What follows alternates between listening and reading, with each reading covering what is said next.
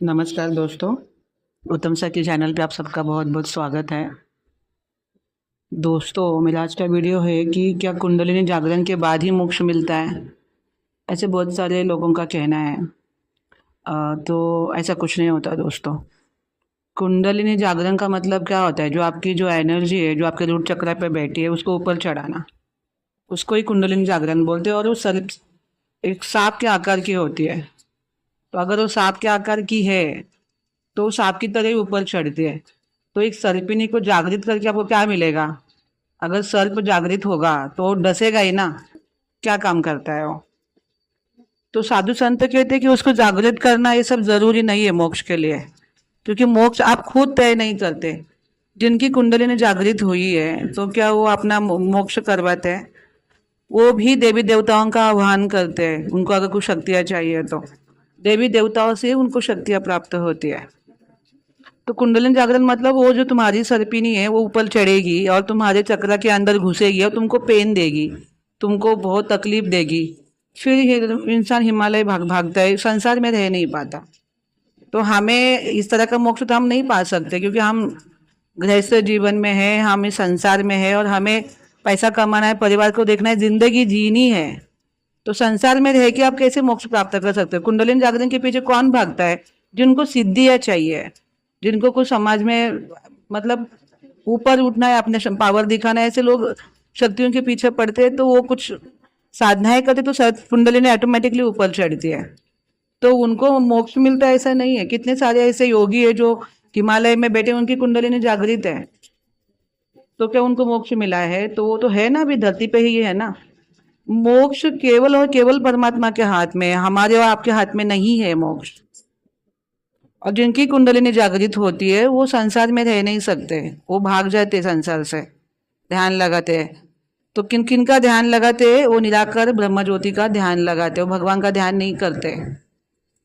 तो निराकार ब्रह्म ज्योति क्या है? जैसे हमारा ओरा होता है वैसे भगवान का भी ओरा है। हमारा ओरा कुछ 2 मीटर 3 मीटर का होता है, भगवान का ओरा बहुत बहुत बड़ा होता है, पूरा संसार उसमें आ जाए, उसको बोलते हैं ब्रह्म ज्योति। अब ब्रह्म ज्योति के अंदर कौन है? भगवान है। वो भगवान का ब्रह्म ज्योति भगवान का ओरा है। और जो योगी लोग ध्यान लगाते हैं तो वो ब्रह्म ज्योति में ध्यान लगाते हैं। तो ब्रह्म ज्योति हमारे किस काम की है? उसमें तो कुछ है ही नहीं, खाली प्रकाश ही प्रकाश। उसमें जाके करोगे क्या? पक जाओगे। हमें कहाँ जाना है? हमें परमात्मा को प्राप्त करना है। तो ब्रह्म ज्योति के अंदर झांकना है, तभी तो दिखेगा ना कि अंदर भगवान जी है। तो जिनकी कुंडलिनी जागृत होती है उनको मोक्ष नहीं मिलता, वो ब्रह्म ज्योति तक ही जा सकते हैं, उसके आगे नहीं जा सकते। और ब्रह्म ज्योति मोक्ष नहीं होता। बहुत सारे योगी लोगों ने ब्रह्म ज्योति को प्राप्त किया है और वहां पे वो पक चुके हैं। तो फिर शिव जी को उनकी दया आती है, उनको वापस वापस रिबर्थ देते हैं धरती पर और उनको अपनी भक्ति प्रदान करते हैं, ताकि भाई सोचो कि वो ब्रह्म ज्योति मेरा हो रहा है, उसको प्राप्त करना हमारा ध्येय नहीं है, क्योंकि उसमें वापस रिबर्थ होगा, 100% रिबर्थ होता है। तो मोक्ष किसको कौन दे सकता है? परमात्मा ही हमें मोक्ष दे सकते हैं, अदरवाइज हमें कोई मोक्ष नहीं दे सकता। तो परमात्मा प्राप्ति के लिए कोई कुंडलिनी जागृत करने की जरूरत नहीं, आपको सिर्फ उनका मंत्रा का जाप करना है। अगर आप शिव जी के भक्त तो उनको शिवलिंग की पूजा करिए, क्योंकि देखो सबकॉन्शियस माइंड को कुछ एक्टिविटीज दिखनी चाहिए। तो आप फिजिकली अगर शिव जी की पूजा करते हो ना, तो वो भी आपके सबकॉन्शियस माइंड में एक दिव्यता हो जाती है। और मंत्रा चैंटिंग तो पूरा सबकॉन्शियस माइंड ही आपका कंट्रोल करता है। पूरा जो हमारा आध्यात्मिक पॉइंट है क्राउन चक्र के अंदर, उसको पूरा सबकॉन्शियस माइंड को कवर कर लेता है। तो हमें खाली भगवान की भक्ति करनी है और उसके अलावा कुछ नहीं करना है। भगवान देख लेंगे, क्योंकि हमारे घर में कौन आएगा कौन नहीं आएगा ये हम डिसाइड कर सकते, कोई दूसरा डिसाइड नहीं कर सकता। तो भगवान एक चांडाल को भी अपना धाम दे सकते हो और एक बहुत बड़े योगी को भी नहीं दे सकते। उसमें जरूरी है आप कितने सरेंडर हो, आप भगवान को कितना प्रेम करते हो, उनको कितना मानते हो। तो अगर आप परमात्मा के जर्नी पे चल रहे हो, अगर आप परमात्मा को ही प्राप्त करना आपका ध्येय है, क्योंकि ट्विन फ्लेम लोग डिवाइन होते हैं, डिवाइन मतलब भगवान, और भगवान को प्राप्त करने के लिए आपको उनके मंत्र मेडिटेशन करना पड़ेगा, मंत्रा का जाप करना पड़ेगा। भगवान फिर मोक्ष देते, वो कभी ये नहीं देखते कि इसकी कुंडलिनी चढ़ी है नहीं चढ़ी है। कुंडलिनी शक्ति चढ़ने के बाद मोक्ष नहीं मिलता, वो ब्रह्म ज्योति को प्राप्त होता है। और ब्रह्म ज्योति हमें नहीं चाहिए। अगर सोचिए, अगर आप किसी आपके दोस्त के यहाँ पे गए और उसने आपको बोला कि आप उसके घर पे गए हो, तो वो खाली बोलेगा कि नहीं तुम मेरे चौखट पे खड़े रहो बस, मगर मैं तुमसे बहुत प्रेम करता हूँ, मगर मेरे चौखट पे खड़े रहो। वो अगर आपको अंदर नहीं बुलाएगा, वो आपको कुछ उठ बैठ नहीं करेगा, कुछ खिलाएगा पिलाएगा नहीं, कुछ बातें नहीं करेगा, तो आप एक एक समय के बाद बोर हो जाओगे, आप निकल जाओगे। वैसे ही ये ब्रह्म ज्योति वाले लोग हैं, वो खाली प्रकाश को ही देखते रहते, उसके अंदर भगवान है उनको पता ही नहीं चलता, और भगवान के सामने आते नहीं, क्योंकि उनके साथ कोई कनेक्शन नहीं जोड़ते हैं लोग। तो जिनकी कुंडलिनी शक्ति जागृत हुई भी है ना, तो ये लोग योगी बन जाते, और ये भी देवता लोगों को अपने अधीन करते हैं। और हमारा ध्येय वो नहीं है, हमारा ध्येय है प्रेम करना, क्योंकि हम प्रेम स्प्रेड करने के लिए आए। तो हम अगर परमात्मा से प्रेम करेंगे ना, तभी मोक्ष पॉसिबल है, अदरवाइज मोक्ष पॉसिबल नहीं है। और कुंडलिनी शक्ति से इसे कोई लेना देना नहीं, क्योंकि भगवान शिव इतने दयालु है कि उनको जरूरत ही नहीं कि तुम्हारी कुंडलिनी एक्टिवेट हुई कि नहीं हुई। वो ये देखेंगे ये मुझे कितना प्रेम करता है, मेरा नाम ले रहा है, अब मैं इसको ये जन्म मृत्यु के चक्कर से निकाल दूंगा, मैं इसको ये जन्म मृत्यु के चक्कर से निकाल दूंगा। अगर ये ट्विन फ्लेम है तो ठीक है, मैं इसको भी मोक्ष दूंगा, इसका जो पार्टनर है उसको भी मैं मोक्ष दूंगा। फिर आपको खाली अपने बारे में सोचना है कि मैं मेरा इनर वर्क कर रहा हूँ ना, जो मेरा ट्विन फ्लेम है उसका मोक्ष हो ही जाएगा, क्योंकि अभी आपकी जिम्मेदारी भगवान के हाथ में चली गई। अभी भगवान के हाथ में एक बार जिम्मेदारी चली जाती है तो आपको कुछ सोचना ही नहीं कि अभी मेरा क्या होगा। आपने कहा कि भगवान मैं आपका हूं, अब आप उसके हो चुके हो, तभी आपको सोचना नहीं कि आपके साथ क्या हो रहा है, अभी वो देख लेंगे आपके साथ क्या करना है। जब उनको पता है कि ये उसका ट्विन फ्लेम है, ये उसका वो पार्टनर है फेमिनाइन या मस्कुलाइन, अगर दोनों का, अगर एक का मोक्ष होता है एक का नहीं होता तो वापस आएगा, ठीक है मैं दोनों का मोक्ष करवा दूंगा। तो जब आप अवेयरनेस में आते हैं उसको भी अवेयरनेस दिया जाता है, आपका जब मोक्ष का टाइम आता है उसका भी मोक्ष का टाइम आ जाता है, और ये भगवान कर लेते हैं, भगवान के हाथ में चला जाता है ये। अदरवाइज आप खुद कितना भी ध्यान धारणा करो, सामने वाला पार्टनर ऐसा ही एकदम बोलते हैं ना कद्दू की तरह ऐसे ही बैठा रहेगा, कुछ नहीं कर सकता वो, जब तक आपका सोल लेवल पे कॉन्शियस नहीं जाता। और सोल लेवल पे कॉन्शियस जाने के लिए बहुत टाइम लगता है। कुंडलिनी शक्ति के लिए पूरे दिन दिन लोग ध्यान लगाते हैं, एक चक्र जागृत करने के लिए पूरा जीवन चला जाता है।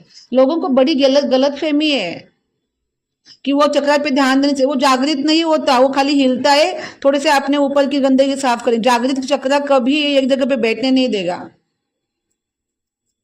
तो कुंडलिनी शक्ति जागृत करने के लिए बहुत टाइम लगेगा। इतना टाइम किसके पास है? कलयुग के जीवात्माओं के पास बहुत कम समय है। उनका जो एज है वो होता है 40, 50, 60, ज्यादा से ज्यादा 70 तक मुश्किल से पहुंचते हैं लोग, जो अच्छा खासा खाना खाते हैं, प्योर खाना। अब खाने में इतनी भेसल है, हर चीज में भेसल है, शरीर के ऑर्गन्स धीरे धीरे कमजोर होते जा रहे हैं। छोटे छोटे बच्चों को चश्मा लग गया है, 20-20 साल के बच्चों का किडनी फेल हो रही है। तो इतनी आयु किधर है हमारे पास? सबसे शॉर्टकट और बढ़िया रास्ता है भगवान की भक्ति करना, जो डायरेक्ट आपको मोक्ष दिला सकता है। खाली आपको प्रेयर्स करनी है। मैं बोलती हूँ कि हमारे पास भगवान एक फ्री विल दी है, इस फ्री विल की वजह से हम इस धरती पे फंसे हुए हैं।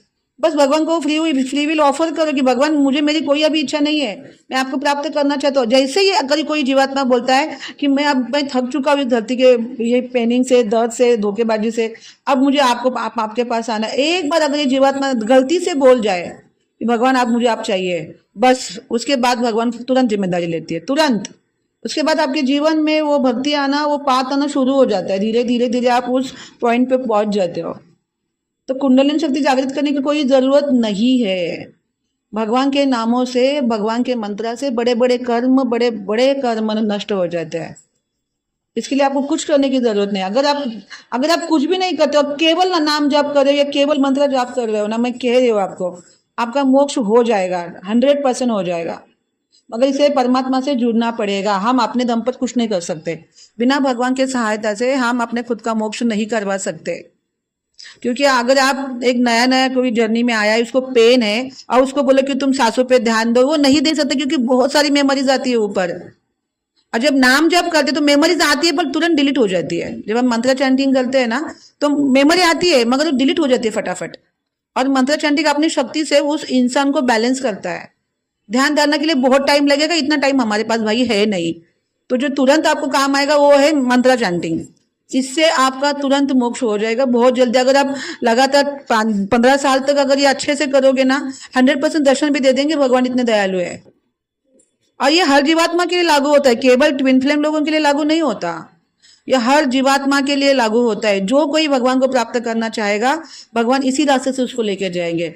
अगर कोई कहेगा नहीं मैं मेरी कुंडलिनी जागृत करता हूँ, मैं बहुत टाइम लगेगा उसमें। एक बार कुंडलिनी थोड़ी भी जागृत हुई, अगर उसका मुंह कहीं और चला गया, सबसे खतरनाक वाला शरीर को पीड़ा भुगतनी पड़ती है।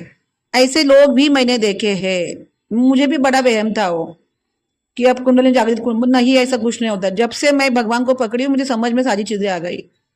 तो कुंडली जागृत के पीछे पड़ना ही नहीं, अपने को खतरनाक खेल करना क्यों है जबकि भगवान ने इतना शॉर्टकट रास्ता दिया है। कुंडली जागरण बहुत खतरे की चीज है और हर कोई नहीं कर सकता।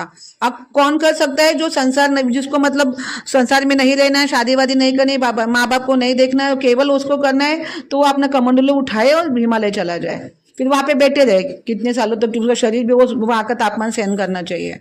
ये सब चीजें कहने के लिए है, और ये घर बैठे कुंडली जागृत कोई नहीं कर सकता, मगर घर बैठे मंत्र चैंटिंग से भगवान को प्राप्त किया जा सकता है। ये सारे शास्त्र कह रहे, सारे संत कहते हैं, और ये सभी सभी जगह पे ये मैंने देखा भी है। अगर गरीब से गरीब इंसान भी अगर भगवान से जुड़ जाए ना, तो भी उसको 3 टाइम खाने की भगवान अरेंजमेंट करते हैं।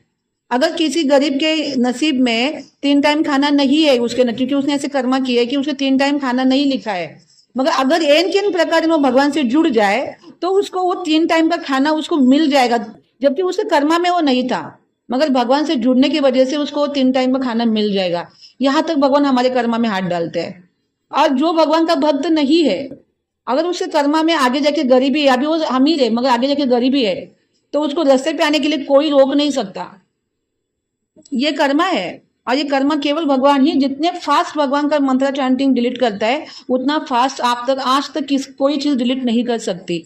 और ये आपके आत्मा को भी पता है, कहीं ना कहीं इस चीज को आप लेके पॉजिटिव भी हो, मगर बहुत सारी वीडियो देखने की वजह से आपको समझ में नहीं आता कि मैं करूँ तो क्या करूँ। मगर कहीं भी अगर ये बातें मेरी सुन के आपको पॉजिटिविटी फील हो रही है तो आप इसको पकड़ लो, इसको छोड़ना नहीं है, यही सच्चाई। और एक दिन आपको ये बात जरूर समझ में आएगी और मेरा वीडियो वापस सुनोगे आप। तो कुंडलिनी जागृत करने की कोई जरूरत नहीं मोक्ष के लिए, बस परमात्मा से जुड़ना है, उनको सरेंडर होना है और उनको कहना है आपको कि मुझे इसी जन्म में आपके पास आना है, इसी जन्म में मुक्ति चाहिए, मुझे वापस यहाँ पे रीबर्थ नहीं देना भगवान। अब मैं इस धरती पे नहीं आना चाहता, क्योंकि आगे जाके यहाँ पे बहुत प्रॉब्लम्स होने वाली है। धरती पर आगे बहुत प्रॉब्लम होने वाली है।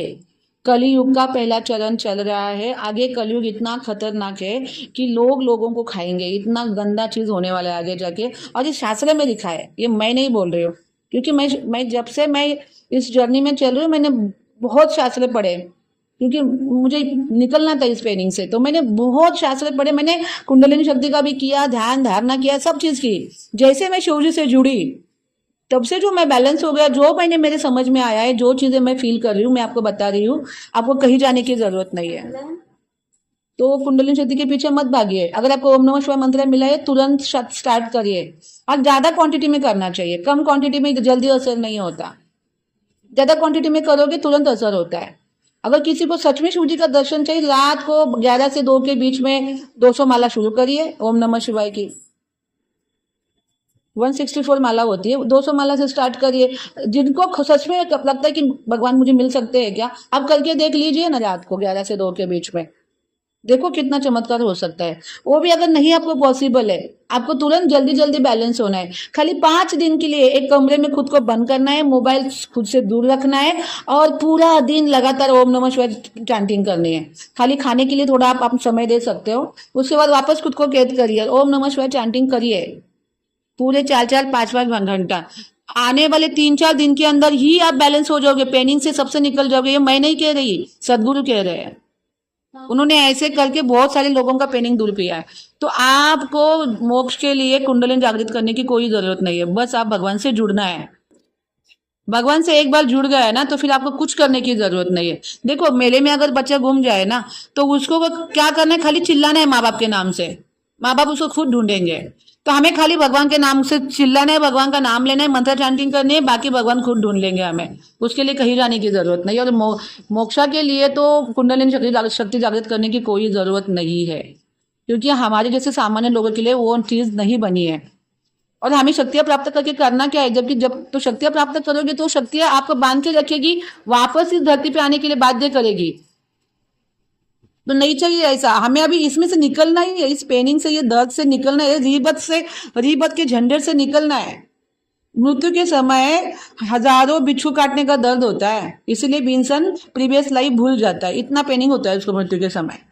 और उसके बाद जन्म के वक्त भी पेट के अंदर भी उसकी इतनी गंदी हालत होती है, और जब वो निकलता है तो उसको बहुत पेन होता है, बाहर निकलता है तो, क्योंकि उसके सर के ऊपर बहुत प्रेशर आता है। तो इतना पेनिंग बार बार सहा है हमने, अभी वापस सहाना है नहीं ना, तो सीधा भगवान से जुड़ना है। बस शॉर्टकट रास्ता सारे साधु संत बता रहे भाई कि भगवान से जुड़ो बस, और कुछ नहीं करना है। कुंडली शक्ति वही जागृत करेंगे, वही अवेयरनेस देंगे, वही तुम्हारा सब कुछ करेंगे, तुमको खाली उनसे जुड़ना है बस। तो दोस्तों ये था मेरा आज का वीडियो, बहुत बहुत धन्यवाद।